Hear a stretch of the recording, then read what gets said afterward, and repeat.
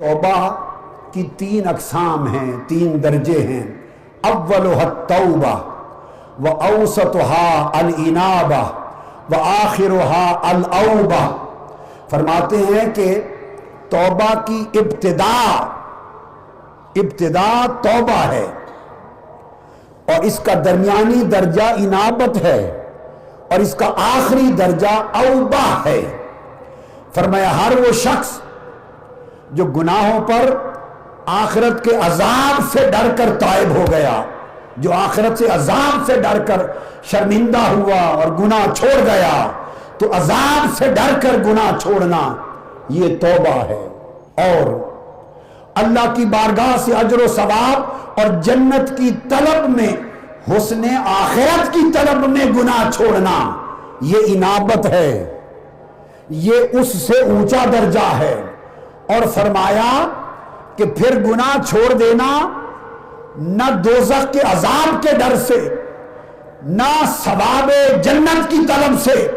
بلکہ فقط اللہ کے حیا سے کہ میرے رب میں اتنا گنہگار تھا پر تو نے پھر بھی مجھ پر اپنا رزق بند نہیں کیا،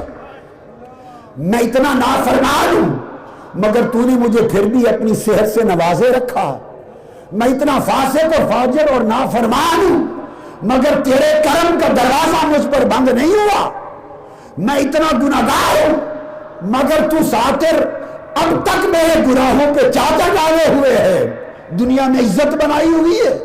ایک طرف میری گنہگاری ہے، دوسری طرف تیری غفاری اور ستاری ہے، اس کی ستاریت کا حیا کر کے گناہ چھوڑ دینا، اس کو اوبہ کہتے ہیں۔ اس میں نہ دوزخ کے عذاب کا خوف ہے اور نہ جنت کے ثواب کی رغبت ہے۔ فرمایا توبہ کرنا مومنوں کی صفت ہے۔ حکم ہوا توبو الی اللہ جمیعا ایھا المؤمنون، اے مومنوں توبہ کرو۔ انابت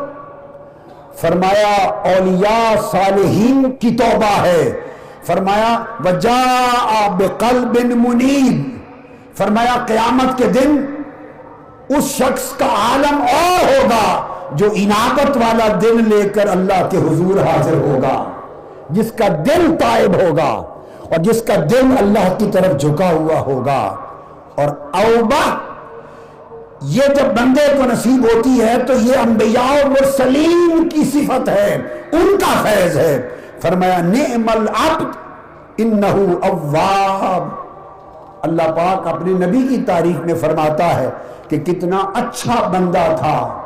وہ اواب تھا، یعنی ہر وقت میرے کرم کے حیا میں رہنے والا تھا، میری عنایت کا دھیان رکھنے والا تھا۔ چنانچہ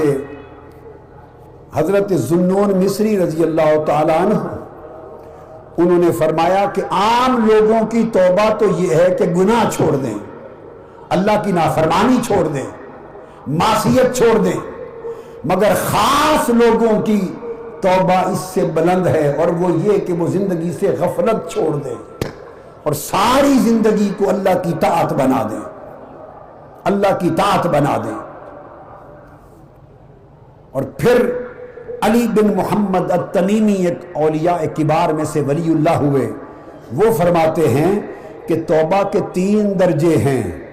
ایک درجہ تو یہ ہے کہ بندہ زلات کو، سیئات کو اور ذنوب و خطیات کو چھوڑ دے، یعنی گناہوں کو چھوڑ دے، بڑے گناہ بھی چھوڑ دے، چھوٹے گناہ بھی چھوڑ دے،